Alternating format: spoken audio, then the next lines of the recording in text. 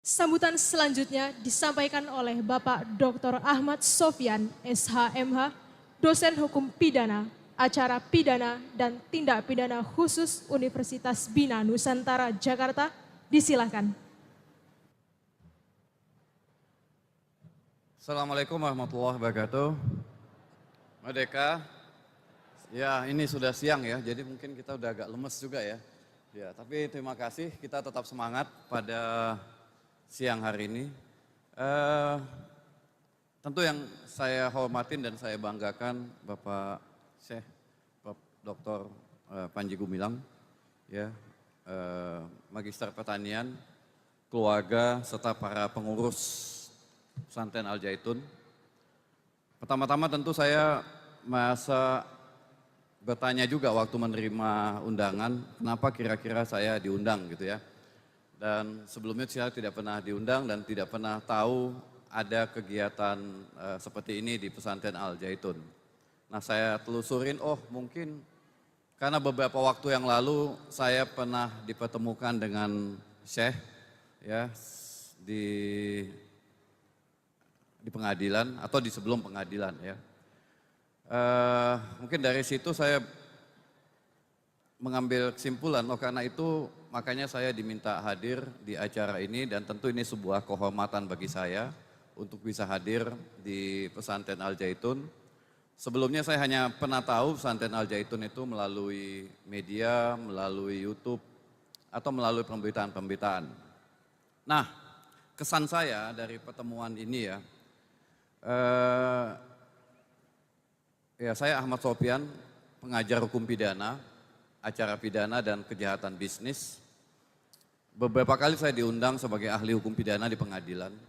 Kalau saya ke Indramayu sudah beberapa kali, dipanggil pihak kejaksaan, dipanggil pihak Polres Indramayu, dan juga dipanggil pengadilan ya. Jadi memang urusan saya berputar di 3 institusi itu, kepolisian, kejaksaan, dan pengadilan.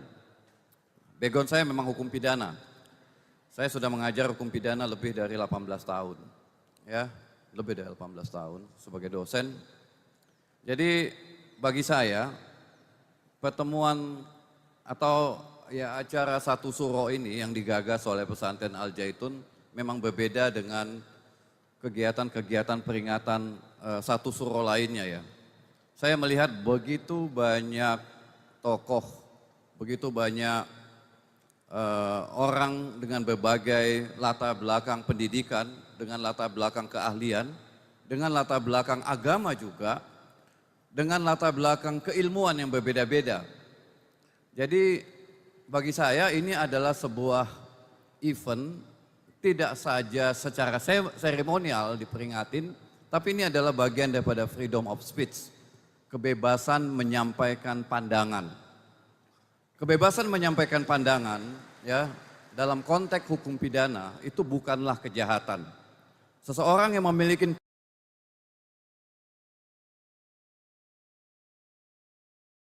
pandangan berbeda, sikap berbeda, cara tafsir yang berbeda terhadap sesuatu baik agama, hukum maupun kebudayaan itu bukanlah sebuah kejahatan. Jadi cara pandang atau cara berpikir yang berbeda itu bukan kejahatan.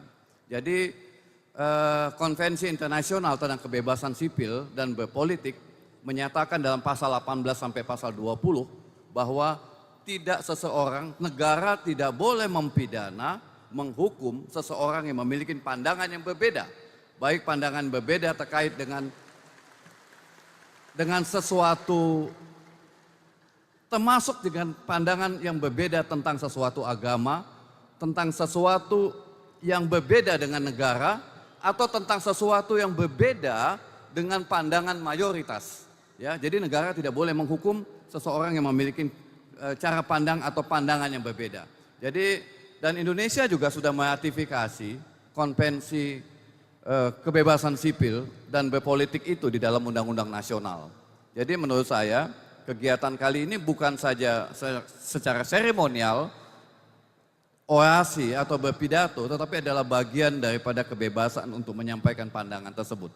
Nah, saya juga punya pandangan yang kritis terhadap penegakan hukum di Indonesia. Ya, jadi memang dalam konteks berhukum, ya, terutama hukum pidana itu sering dipakai untuk memukul, mengancam, menakut-nakutin orang-orang yang memiliki pandangan berbeda terhadap dengan kelompok-kelompok yang berkuasa. Ya, sering dimanfaatkan dan sering disalahgunakan. Jadi hukum pidana itu sebetulnya tidak perlu digunakan jika perbuatan tersebut tidak mengganggu ketertiban, tidak membahayakan negara. Tidak juga mengganggu atau mengancam harta benda seseorang. Tidak mengganggu kehormatan seseorang. Tidak perlu digunakan. Hukum pidana itu adalah ultimum remedium. Itu artinya hukum pidana baru boleh digunakan jika sarana-sarana lain bisa digunakan untuk menyelesaikan satu peristiwa yang kita anggap sebagai atau yang diduga sebagai peristiwa pidana. Jadi hukum pidana itu adalah sarana terakhir, the last resort untuk menyelesaikan konflik yang ada di dalam masyarakat. Jadi kita tidak perlu terlalu royal menggunakan hukum pidana itu dalam rangka mengkriminalkan orang-orang yang dianggap berbeda pandangan, berbeda sikap atau berbeda latar belakang terhadap kelompok atau terhadap penguasa. Nah, nanti pada tanggal 2 Januari 2026 kita akan memiliki hukum pidana yang baru, namanya Kitab Undang-Undang Hukum Pidana. Kita akan melepaskan diri dari jajahan 105 tahun hukum pidana kita dijajah oleh Belanda. Kitab Undang-Undang Hukum Pidana yang berlaku saat ini atau Wetboek van Strafrecht itu diberlakukan sejak Indonesia belum merdeka, tepatnya pada tanggal 1 Januari 1918. Jadi kita punya hukum pidana yang peninggalan Belanda yang mengekang kebebasan kita ya dalam menyampaikan ekspresi dan pandangan sebagai sebuah kejahatan. Nah, pada tanggal 2 Januari 2026 nanti kita akan melepaskan itu, artinya setelah 105 tahun hukum pidana kita dijajah oleh Belanda, akhirnya pada tanggal 2 Januari 2023 yang lalu, DPR sepakat bersama dengan pemerintah mengesahkan Undang-Undang Nomor 1 tahun 2023 tentang Kitab Undang-Undang Hukum Pidana yang akan berlaku efektif 3 tahun kemudian. Artinya 3 tahun kemudian adalah tanggal 2 Januari 2026. Dengan demikian, walaupun di dalam hukum pidana yang baru itu beberapa aspek kontroversial, tapi paling tidak nilai-nilai kebangsaan, nilai-nilai keagamaan, nilai-nilai moral, nilai-nilai kesusilaan yang saat ini lagi dipergunjingkan di tingkat nasional itu dicakup di dalam Kitab Undang-Undang Hukum Pidana tersebut. Kemudian juga Kitab Undang-Undang Hukum Pidana tersebut juga melarang penggunaan hukum pidana sebagai jalan akhir, jalan untuk menyelesaikan di tingkat awal. Tapi hukum pidana digunakan di jalan akhir jika masih ada mekanisme-mekanisme lain yang bisa digunakan dalam menyelesaikan konflik.